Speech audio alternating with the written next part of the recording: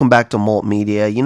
Remember when Larry Fink talked about how Bitcoin is a hedge against inflation and cryptocurrency is really digitized gold recently? Well, why the change of heart, Larry? It turns out Larry has been under a ton of pressure, and I want to talk about that in this video. All I ever ask is if you like staying up to date with crypto news and talking primarily about the ISO coins, compliant coins that is, click the like button, share the video, and subscribe if you haven't already. Now, Larry, change of heart, right? Thank Blackrock's clients for Larry Fink's change of heart.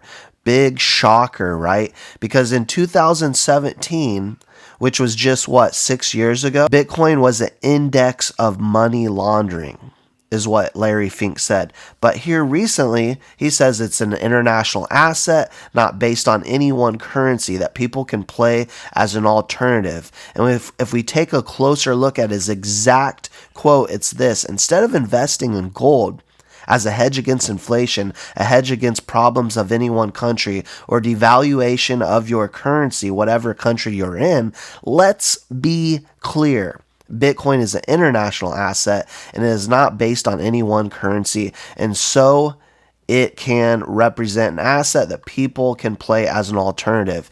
Yes, Fink went full Bitcoin bro, but he did say crypto. He used the word crypto as digital gold. So I don't want people to get clouded and think that he is only in on Bitcoin or BlackRock is only in on Bitcoin, because I believe 100% that BlackRock understands the value of all these altcoins and where the entire market is going. And it is inevitably a hedge against inflation. Enough clients have mentioned Bitcoin to get BlackRock to finally take it seriously. Now, Xrp and Xlm are the ones that are going to run the world, though, in my personal opinion. Side note, gold, nothing to see here, right? China continues to add to its gold reserve for the 8th consecutive month. Now, here is a short clip from the Bank of International Settlements on how to solve CBDCs and the interoperability. And if this doesn't scream Ripple and Stellar to you, and the DLT services, the ODL, on-demand liquidity, and how Ripple and Stellar have a way in this new financial system and will connect all the dots, then we got to start from the drawing board. I'm going to leave you with this. Let me know your thoughts, your opinions, your comments, all that below. Please click that like button. Definitely helps get our voice out there. Share the content, subscribe if you haven't already, and I'll see you all in the next one. With all that in mind, how do we deal with this issue of exchange rates and interoperability? How do we get these digital currencies to really just talk to each other? Yeah, that's a great question. And I think when we talk about interoperability, we can see it at least in 3 different levels. So the first level is how we manage domestic interoperability. So how we generate this digital currency solution and make this speak with the other things that are out there, in a little bit in the idea of generating a platform so that everyone can connect to that platform and take advantage of the huge network externalities that we can get out of there.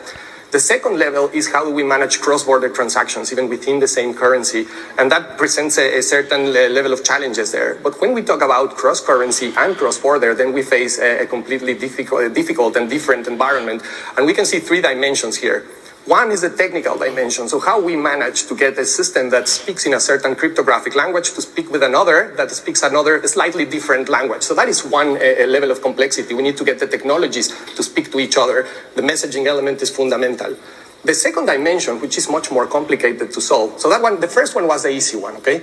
And there is a lot of money that is being put in terms of trying to solve these technical issues of interoperability. Now, the second one is more complicated. It has to do with liquidity. So imagine that you have a pair of currencies for which there is not a complementary demand. You need to go and search for a third-party currency in order to make this settlement actually happen. And this really complicates things. So we need to put pieces of technology that can make more efficiency this use of liquidity so that more transactions can be settled.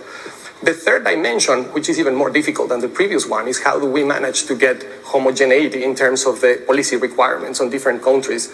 And this becomes even more complicated when we think about, for example, AML-CFT and principles-based policies, and when we think about risk-based policies.